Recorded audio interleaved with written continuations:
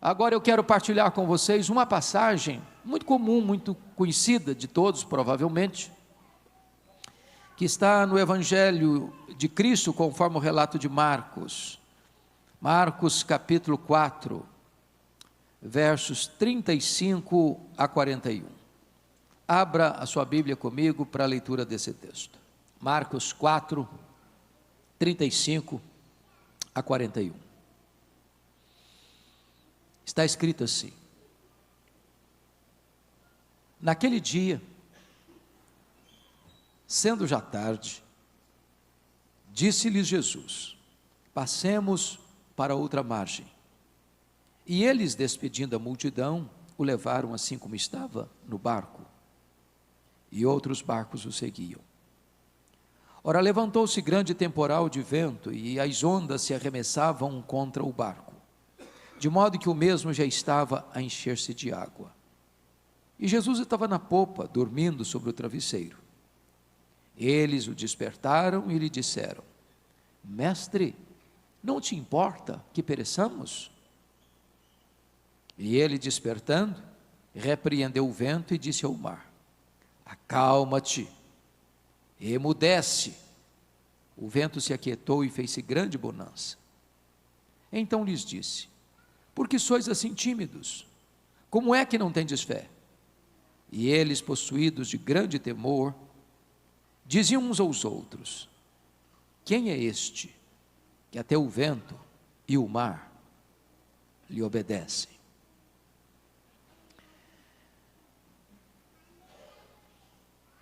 Eu quero dizer para vocês, e estou plenamente convencido de que com a concordância de todos vocês, que a vida não é indolor.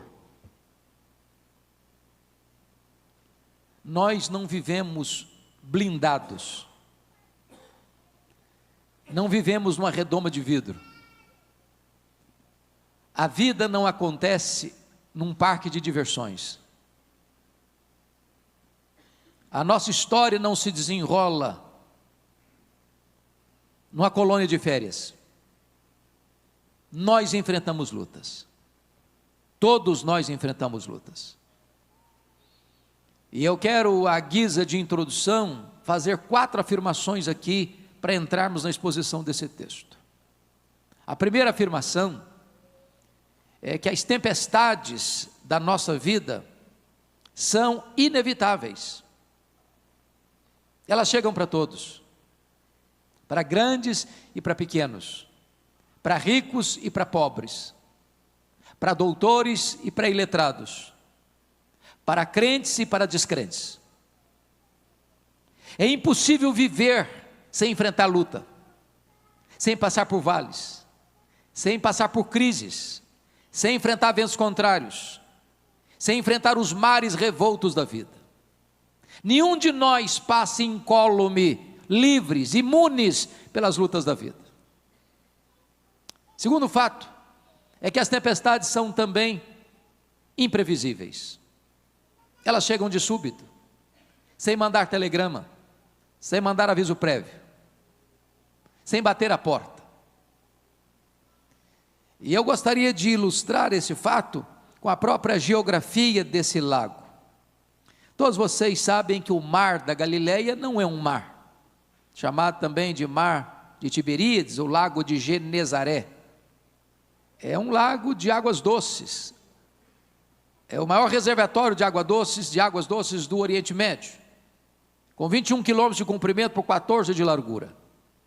Encurralado pelas montanhas, do lado oriental as montanhas de Golã, do lado ocidental das montanhas da Galileia, a mais de 200 metros abaixo do nível do mar Mediterrâneo.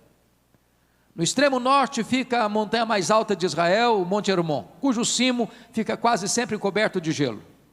Há um fenômeno que acontece naquela região. De vez em quando, os ventos gelados descem dessa montanha, encurralados e emparedados pelos montes, batem na superfície desse lago, e mesmo o sol a pino, repentinamente, pode começar uma tempestade de vento. Muito provavelmente foi isso que aconteceu. Enquanto eles navegavam, veio uma terrível tempestade, uma tempestade de vento, que transtornou a jornada deles.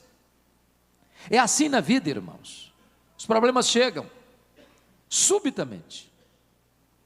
Como um dia normal, que você levanta, leva filho para a escola, vai para o trabalho, de repente um acidente. Você vai para o médico para um exame de rotina, descobre que está com uma doença grave. Casamento estável, de 20 anos, de repente, há um acidente de percurso, o casamento entra em colapso.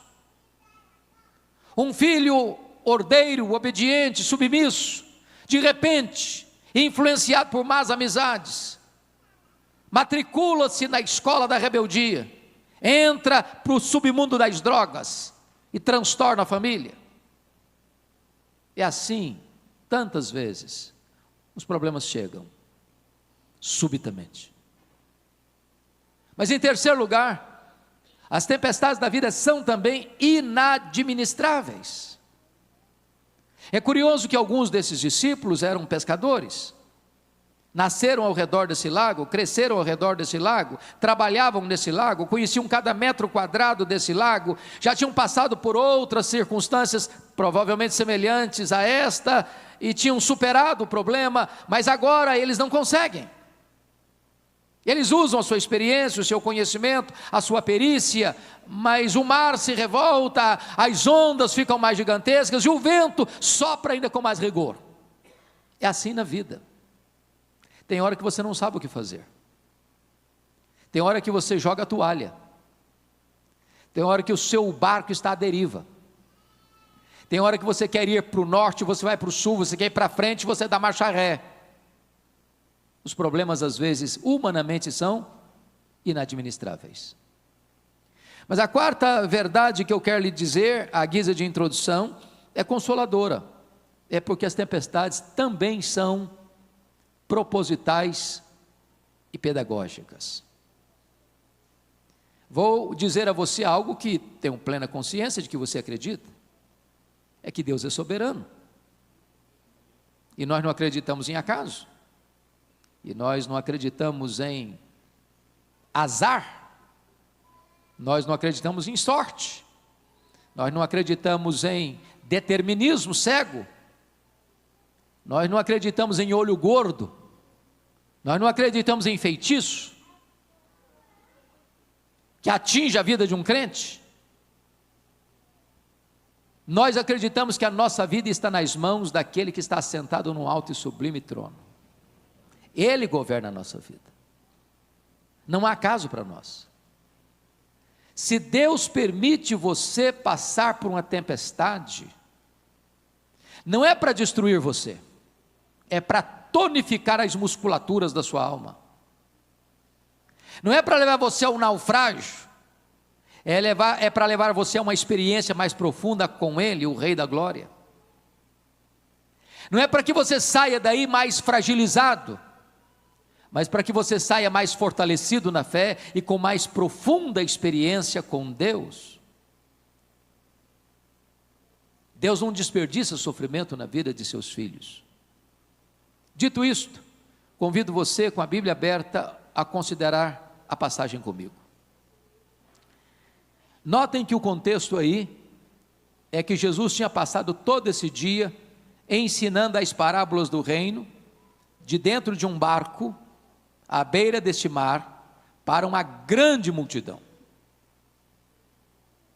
Jesus não tinha uma amplificação de som como nós temos hoje. E se você já deu aula, ou se você já pregou, ou se você já ensinou para um grande grupo de gente, o dia inteiro, então você entende que ao final desse dia, a pessoa está exausta, cansada. Então diz o texto que já tarde, e eu não sei quão tarde era, mas já devia ser próximo ao pôr do sol, Jesus entra nesse barco com os seus discípulos e ele dá uma ordem: passemos para outra margem. Sendo ele homem, perfeitamente homem, sujeito ao esgotamento físico, pega um travesseiro, vai lá para a popa do barco, deita e dorme, enquanto navegam. É nesse ínterim que subitamente surge uma tempestade. E eu fico a imaginar que os discípulos devem ter pensado assim: não vamos incomodar o mestre, ele está cansado, vamos deixá-lo dormir. Isso é com a gente. Nós temos conhecimento, nós temos perícia, nós temos experiência, nós resolvemos isso. Mas não conseguiram. Então, desesperados, porque o barco estava indo a pique, já estava se enchendo de água, à beira do naufrágio, eles chegam a Jesus com a pergunta com um tom de censura: mestre, não te importa que pereçamos? E Jesus se desperta, repreende o vento, repreende o mar e faz-se grande bonança. Então agora Jesus pergunta a eles assim: por que sois assim tímidos? Por que estáis com medo? Como é que não tendes fé? E eles, extasiados com a grandeza do poder de Jesus, cheios de um santo temor, se entreolham e perguntam uns aos outros: mas quem é este que até o vento e o mar lhe obedecem?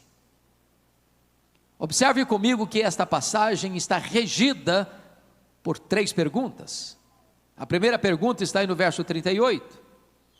É a pergunta dos discípulos a Jesus, a pergunta do desespero humano: mestre, não te importa que pereçamos? A segunda pergunta está no verso 40. É a pergunta de Jesus aos discípulos: por que sois assim tímidos? Como é que não tendes fé?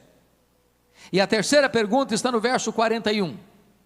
É a pergunta entre os discípulos: mas quem é este que até o vento e o mar lhe obedecem?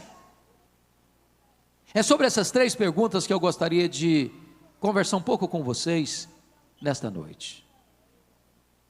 Notem que esta pergunta do verso 38, a pergunta dos discípulos a Jesus, ela vem não só como uma pergunta, mas vem também como uma censura. Eles estão passando aperto, a morte está mostrando para eles a sua carranca, o mar revolto açoita aquele frágil barco para um lado e para o outro, o vento fuzila com fúria indomável, e eles perdem o controle do barco, e o barco é moído pelas ondas, o barco rodopia pela fúria dos ventos, e eles não sabem mais o que fazer. E é nessa hora que eles chegam para Jesus, que está dormindo, com esse tom de censura: não vais fazer nada? Não estás vendo o nosso perigo? Vais ficar aí dormindo? Não te importa que pereçamos? Eu quero lhe dizer que esta é a sua, esta é a minha, esta é a nossa pergunta. Quantas vezes, na hora da mais profunda angústia, a sensação que temos é que o braço de Deus não está estendido para nos socorrer? É que o socorro está demorando demais e nós estamos perecendo? Agora preste atenção, por que eles fazem essa pergunta com esse tom de censura? Primeiro, porque algumas coisas não estavam bem resolvidas na cabeça deles. O que não estava bem resolvido na cabeça deles? Primeiro, como conciliar a tempestade com a ordem de Jesus? No verso 35, passemos para outra margem. Tudo que eles esperavam em obedecendo esta ordem é que tivesse uma viagem tranquila. Meus amados irmãos, é fácil entender a tempestade que Deus mandou atrás do profeta Jonas.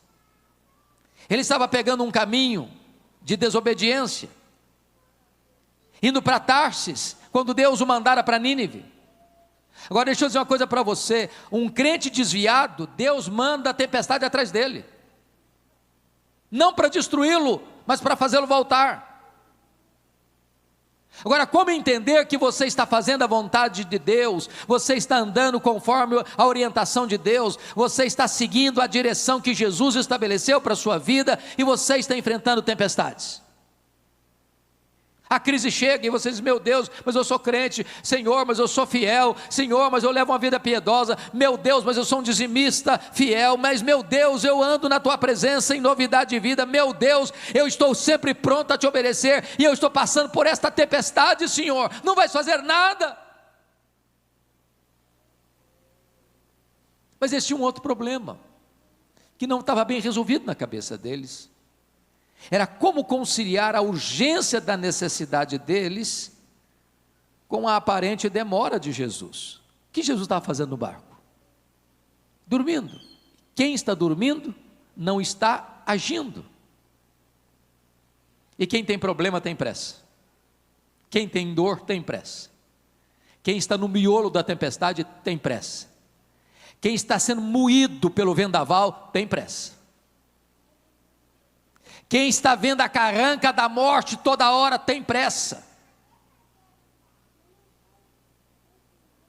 E eu posso dizer para você que há momentos em que a demora de Deus nos atinge mais do que a própria tempestade. Eu fico imaginando a situação da Marta, lá na aldeia de Betânia, quando ela manda um recado para Jesus assim: está enfermo aquele a quem amas. Eu acho curioso que ela não disse assim: Jesus, vem logo, Lázaro está muito mal, se o senhor não vier depressa ele morre, então larga tudo que o senhor está fazendo aí e vem para cá. Ela não fala nada disso, ela só dá um recado: está enfermo aquele a quem amas. Sabe por quê? Quem ama tem pressa em socorrer a pessoa amada. Aí o mensageiro gastou um dia para ir, dá o recado para Jesus, e Jesus diz para os seus discípulos assim: o Lázaro morreu.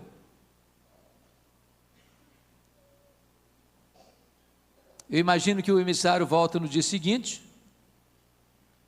e vai logo dizendo para Marta: ó, Jesus só mandou um recado para você, que essa enfermidade não é para a morte, é para a glória de Deus, mas o Lázaro está morto e está sepultado.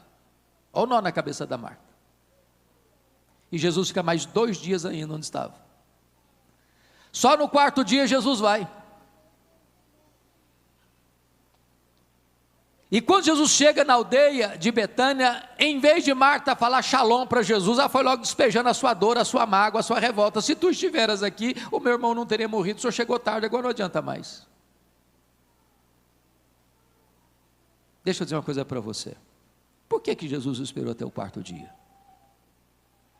Porque havia uma crença entre os rabinos de que um morto poderia ser ressuscitado pela intervenção de um homem de Deus, como aconteceu com o profeta Elias, como aconteceu com o profeta Eliseu, até o 3º dia. Porém, a partir do 4º dia, a crença deles é que só o próprio Deus podia se manifestar para fazer esse milagre, nenhum homem podia ser o instrumento dele. Pois Jesus espera até o 4º dia, para que a nação de Israel se rendesse à verdade inegável de que Jesus não é apenas um grande homem, mas o próprio Deus entre os homens. Quando Jesus parece demorar, é porque Ele está preparando algo maior e melhor para a sua vida. Não se desespere, Jesus está no controle da sua vida. Mas eu acho que esses homens estão aflitos por uma terceira razão. Era como conciliar a urgência do clamor deles com o silêncio de Jesus.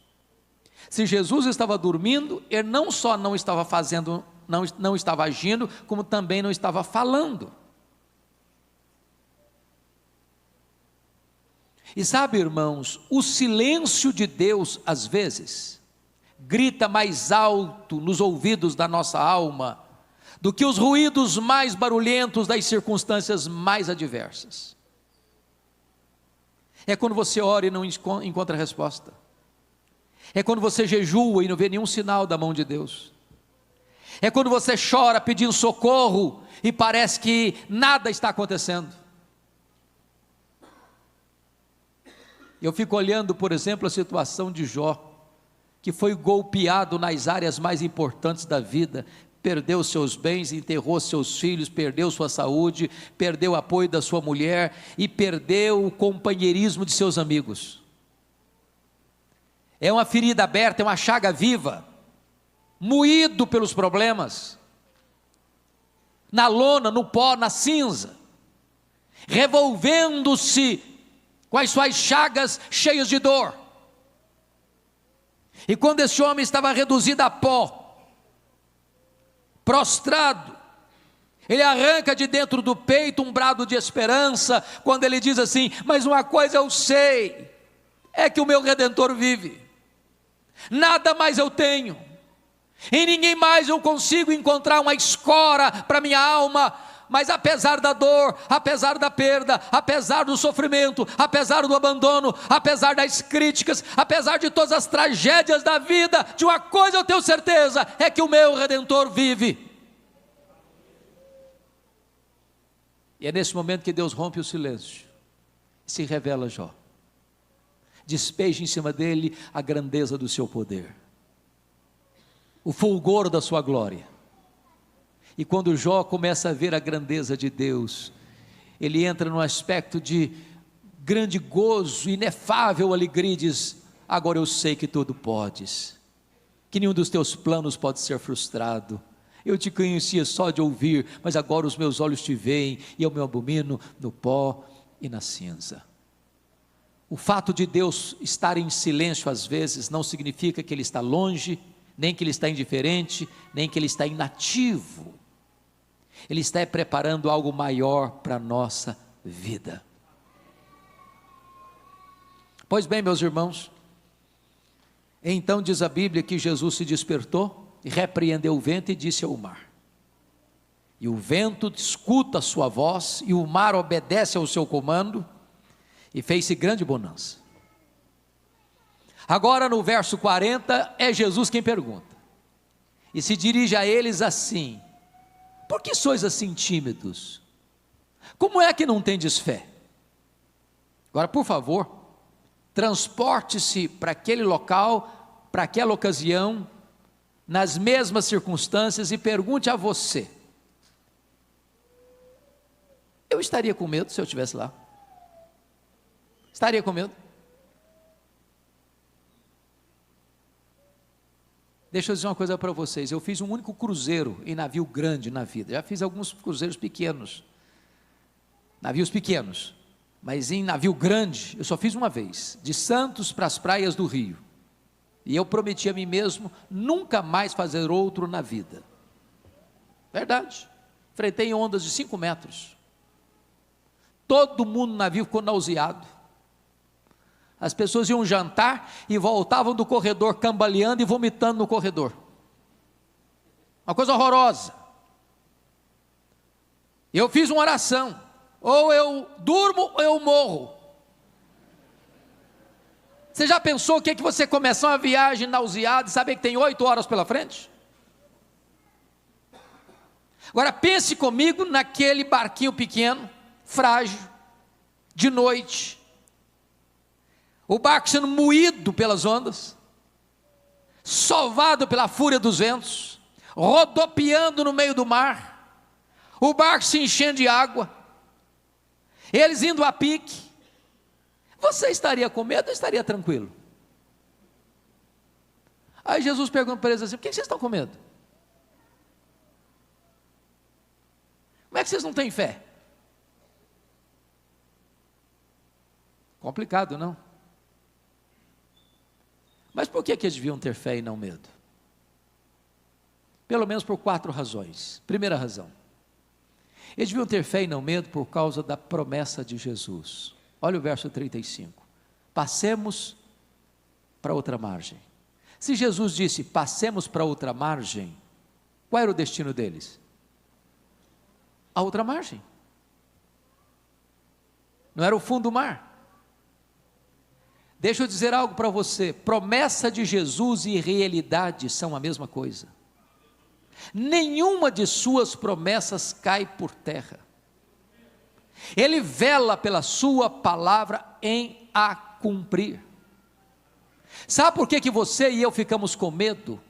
É porque nós duvidamos que aquele que fez a promessa é fiel para cumpri-la. Ele prometeu, e se ele prometeu, vai acontecer. É o outro lado do mar, é a outra margem, e não o naufrágio. Segundo, Eles deviam ter fé e não medo também por causa da presença de Jesus. Mas quem é Jesus que está dentro desse barco com eles? É o Criador do mar, é o Criador do vento, é o Criador do céu, é o Criador da terra, é o Criador do universo, é aquele que sustenta todas as coisas pela palavra do seu poder. A criatura não é maior do que o Criador, e a criatura não pode derrotar o Criador. O Criador estava dentro desse barco e a criação não podia vencê-lo. Sabe por que você e eu ficamos com medo? É porque tantas horas perdemos a consciência de que o todo soberano Deus, nosso glorioso Redentor, prometeu estar conosco todos os dias até a consumação dos séculos. A nossa segurança não está no fato de que somos fortes, e nem no fato de que as provas ou tempestades da vida são pequenas. Está no fato de que Jesus, que é supremamente grande, soberano, está conosco. Ele é o nosso refúgio e nele nós temos uma âncora segura. Terceiro, por que eles deviam ter fé e não medo? Por causa da paz de Jesus. O que Jesus está fazendo nesse barco? Dormindo. Jesus sabia que essa tempestade viria? Obviamente sim. E se sabia por que dormiu? Porque tinha plena consciência que estava tudo sob controle. Então tempestade não é falta, paz não é ausência de tempestade. Paz é convicção de que mesmo na tempestade tudo está sob controle. Não no seu controle, mas no controle de Jesus. Às vezes nós perdemos o controle. Às vezes nós somos como aquele navio que transportava o apóstolo Paulo para Roma. Ele perde o comando. Largar o leme para lá, não adianta. Tentar controlar o navio, o navio está indo para outra direção. Às vezes a nossa vida é assim. Nós não temos mais direção. Nós perdemos o controle. Queremos ir para o norte, o navio vai para o sul. Queremos ir para o sul, o navio vai para o norte. Mas mesmo que você perca o controle, Jesus não perdeu o controle. Mesmo que você não saiba mais o que fazer, Ele sabe o que fazer. Então calma. Então sossega o seu coração. Jesus está no controle da sua vida. Quarta razão, por que eles deviam ter fé e não medo? Por causa do poder de Jesus. É curioso que o evangelista Marcos reúne ao redor dessa passagem mais 3 episódios que retratam o poder de Jesus. Primeiro, ele tem poder sobre as leis da natureza. O mar, o vento, obedece a sua voz. Ele deu uma ordem para o sol e o sol para. Ele deu uma ordem para o vento e o vento sossega. Ele deu uma ordem para o mar e o mar se aquieta. Ele tem todo o poder e ele tem toda a autoridade sobre a criação, porque foi ele que criou todas as coisas. Mas logo em seguida, capítulo 5, versos de 1 a 20, Jesus desembarca na região de Gadara, região gentílica, uma das 10 cidades da chamada Decápolis, e ali se cultivava porcos, e ali Jesus desembarca depois dessa tempestade, de noite, dentro de um cemitério, e ali tem um homem nu, e ali tem um homem se ferindo com pedras, e ali tem um homem gritando de dia e de noite, e ali tem um homem violento, e ali tem um homem possesso com uma legião de demônios, 6.000 demônios, e Jesus chega ali e liberta aquele homem, e Jesus chega ali e cura aquele homem, e Jesus chega ali e transforma aquele homem, e Jesus chega ali e salva aquele homem, e Jesus chega ali e envia aquele homem de volta para sua casa como uma bênção. Jesus faz daquele homem um missionário. Sabem por quê, irmãos? Porque ele tem poder sobre a natureza e tem poder sobre os demônios. A escola de samba de São Paulo equivocou-se profundamente. Não é o demônio que pisa na cabeça de Jesus, é a semente da mulher que esmaga a cabeça da serpente. Nós não servimos a um Cristo vencido e derrotado, nós não servimos a um Cristo derrotado e humilhado, nós servimos ao Rei dos Reis, ao Senhor dos Senhores, aquele que está no trono e diante de quem todo joelho precisa se dobrar, no céu, na terra e debaixo da terra. Mas em seguida, no capítulo 5, Jesus cura uma mulher hemorrágica. Ela apenas toca na orla das vestes de Jesus e a sua hemorragia é estancada na mesma hora. Sabem por quê, meus irmãos? Porque, não obstante, o próprio Deus é o autor da ciência, o dono da ciência, e aquele que capacita os homens para inventar as leis e descobrir as coisas maravilhosas da ciência. Ele não se curva e não se limita à ciência, ele é maior do que a ciência, e por isso a última palavra não é da ciência, é do Senhor Jesus. Ele tem toda a autoridade sobre as enfermidades. Mas em seguida, Jesus vai para a casa de Jairo e ressuscita sua filha de 12 anos. E a morte tem que bater continência para Jesus. E tem que devolver aquela menina. E a menina ressuscita. Porque Jesus também tem poder sobre a morte. Ele tem todo o poder. E se ele tem todo o poder, você não precisa ter medo. Você precisa ter fé. Mas vamos à última pergunta.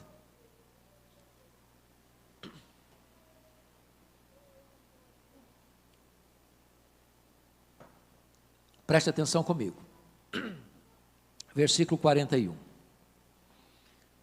pense comigo na cena, transporte-se para esse ambiente, para essa geografia. Se o mar estava revolto, se as ondas estavam altas, se o barco estava sendo moído e jogado de um lado para o outro, e Jesus dá uma ordem para o mar: acalma-te, para o vento, sossega. E eu fico vendo a cena. O barco é como uma gangorra, ele vai balançando. E parece que o vento e o mar, como uma fera selvagem, vai se encolhendo. O barco já estava quase cheio de água. Os discípulos todos molhados, talvez extasiados diante do poder e da majestade de Jesus. Eles estão perguntando uns aos outros assim: mas quem é este? Quem é este que até o vento e o mar lhe obedecem?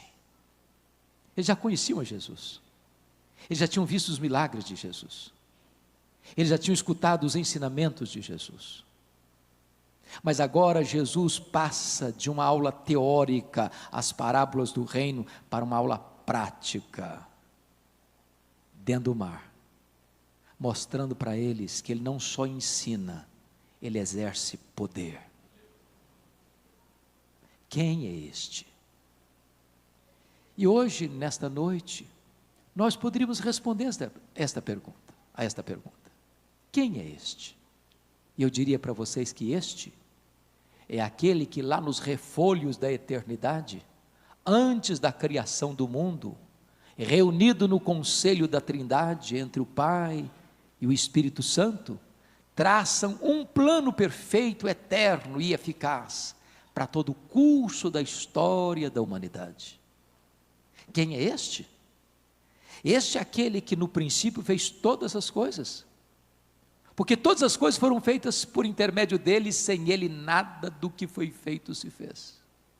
Quem é este? Este é aquele que sustenta todas as coisas pela palavra do seu poder. Quem é este? Este é a semente da mulher que esmaga a cabeça da serpente. Quem é este? Este é aquele para quem os profetas apontaram, de quem os patriarcas falaram. Este é aquele que foi simbolizado pelo Cordeiro da Páscoa, cujo sangue vertido e passado na batente das portas libertou o povo de Israel da morte. Quem é este? Este é aquele que foi simbolizado pelo tabernáculo. Este é aquele que foi simbolizado pela arca da aliança.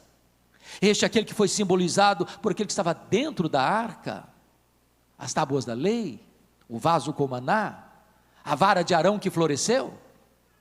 Quem é este? Este é aquele que foi simbolizado pelo propiciatório, a tampa da arca, onde a Shekinah, onde a glória de Deus se manifestava. Quem é este?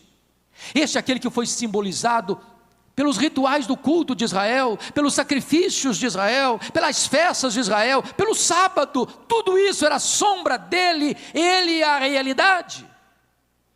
Quem é este? Este é aquele que na plenitude dos tempos, nasceu de mulher, nasceu sob a lei, para ser o nosso Redentor. Quem é este? Este é o Verbo eterno, pessoal, divino, que se fez carne e habitou entre nós, cheio de graça e de verdade, e vimos a sua glória, glória como do unigênito do Pai. Quem é este? Este é o Salvador, este é o Messias, este é o Senhor. Este é o sol da justiça, este é a estrela da manhã. Quem é este? Este é o Cordeiro de Deus que tira o pecado do mundo, o Cordeiro que foi morto, mas está vivo pelos séculos dos séculos. Quem é este? Este é o pão da vida, este é a luz do mundo, este é a porta das ovelhas, este é o bom, o grande, o supremo pastor. Quem é este? Este é a ressurreição e a vida, este é o caminho e a verdade e a vida, este é a videira verdadeira. Quem é este? Este é o alfa e o ômega, o princípio e o fim, este é o Senhor dos senhores, este é o Rei dos reis. Quem é este? Este é aquele que revestido com o poder do Espírito Santo, andou por toda parte fazendo o bem, libertando os oprimidos do diabo. Os cegos viram, os mudos falaram, os surdos ouviram, os coxos andaram, os leprosos foram purificados, os mortos ressuscitaram. Quem é este? Este é o nosso glorioso Deus, o nosso Salvador, o maravilhoso Conselheiro, o Deus forte, o Príncipe da paz. Quem é este? Este é a raiz de Davi, este é o leão da tribo de Judá, que venceu para abrir o livro e desatar-lhe os selos. Quem é este? Este é aquele que por amor de nós não levou em conta a ignomínia da cruz, pela alegria que lhe estava proposta de nos comprar para Deus com o seu sangue. Quem é este? Este é aquele que foi cuspido pelo sinédrio, é aquele que foi vilipendiado pelo pretório romano. Este é aquele que sangrou e chorou no Getsêmani por amor de nós.